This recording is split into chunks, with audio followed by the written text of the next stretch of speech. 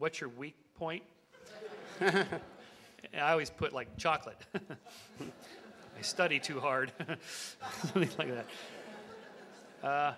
I actually think that the best arguments creationists have today for inferring design in nature are probably those of William Dembski, maybe, with the irreducible complexity of complex structures like the flagellum and so on. We have terrific answers for these. This little debate has been going on for about 6 years now.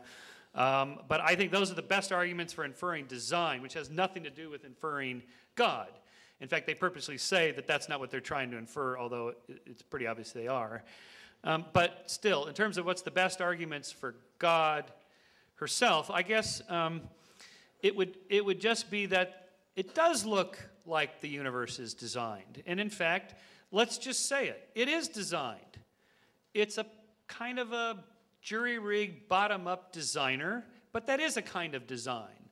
So when people intuitively say, you know, it just looks designed, why don't we just say, well, yeah, that's right, because it is. In a way, not a top-down intelligent designer, a bottom-up tinkerer designer, designed nonetheless, so the inference, in a way, is correct. I think it's interesting. Evolutionists argue against design using arguments they designed. Think about that one. This is the book he's referring to, Michael Behe's book, Darwin's Black Box, excellent book, showing how complex living systems cannot evolve piece by piece. There are too many interconnecting parts. They depend on each other.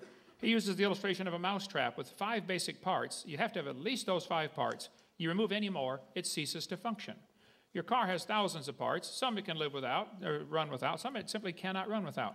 The hair on the bacteria, for instance, has a little tiny motor that attaches to the bacteria that allows that thing to swim around. That motor is so tiny, 8 million of them would fit on the cross-section of a human hair. The motor turns 100,000 RPM forwards or backwards. Now, if you want to believe that happened by chance, you're welcome to believe that, but that's an incredibly complex little motor and really micro-miniaturized. Anybody who's done any work with computers knows the smaller you try to make it, the more problems you start to have, and that's why the cost goes up for a laptop instead of a desktop. So, no, I think there's evidence of design every place, even down to the micro level. Okay.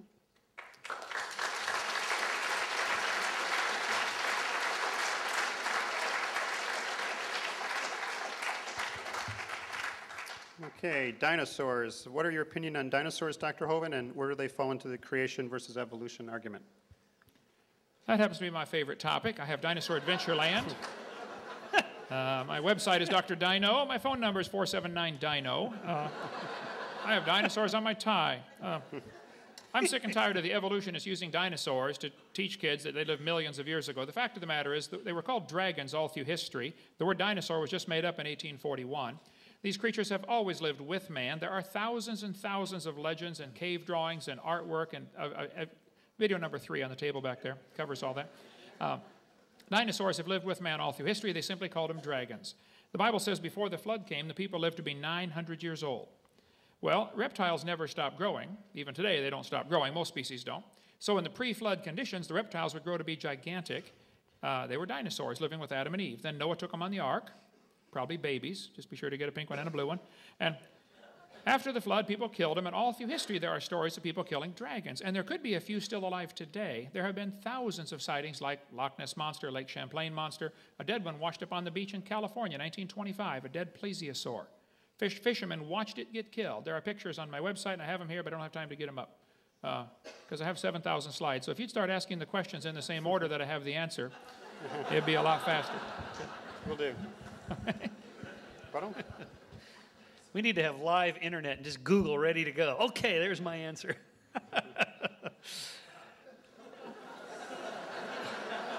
Why do you suppose fish died in the flood? How do you explain that? All these ocean swimming dinosaurs died in the flood? Just all of a sudden couldn't swim? Are we supposed to believe this? Where in the geological record have you ever seen a dinosaur and a human together? You never have. This is an empirical test.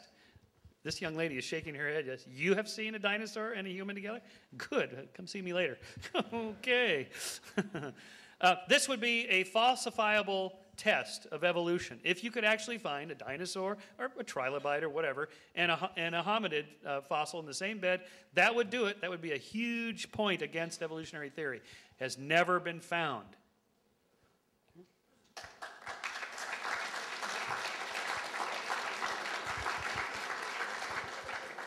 Okay, Dr. Shermer, regarding bird evolution, is there any living or fossil evidence that a leg became a wing and a scale became a feather?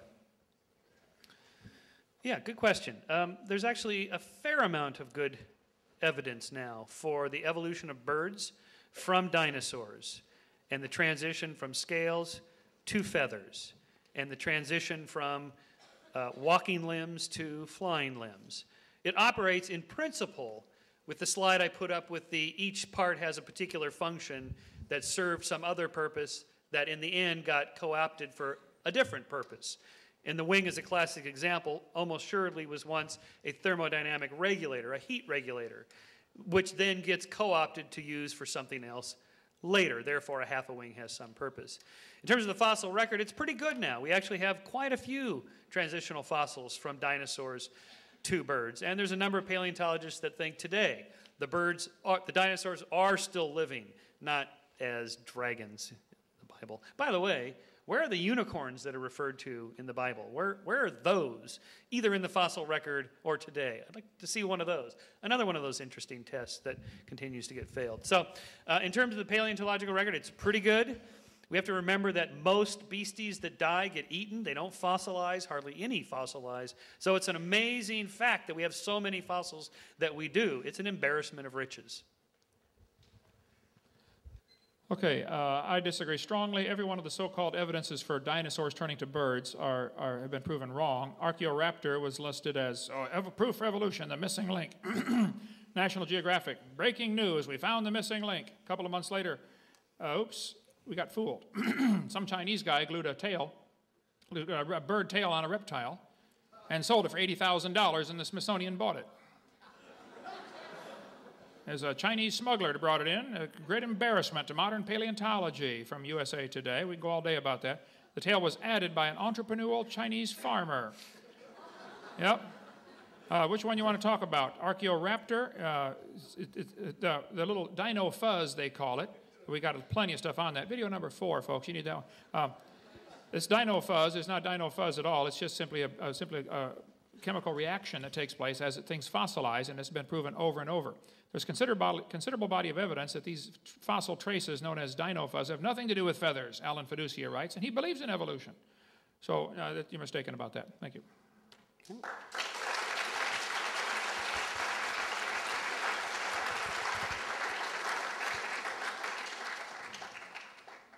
Question for Dr. Hoven. How do you account for most people's belief that the Earth is 4.6 billion years old, carbon dating, radioactive dating, potassium argon dating?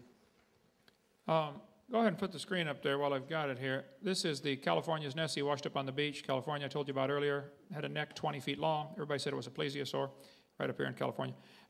As far as carbon dating, anybody who believes carbon dating works doesn't understand the problems associated with it. And it's not true to say the majority of people believe in evolution or believe the Earth is billions of years old. The majority of Americans do not believe the Earth is billions of years old. As far as carbon dating, when it was first invented in 1947 to 53, Willard Libby invented it at the University of Chicago, got a Nobel Prize for it, and then moved to Stanford. In 1949, the lower leg of a mammoth carbon dated 15,000 years old, but the skin was 21,000 from the same animal.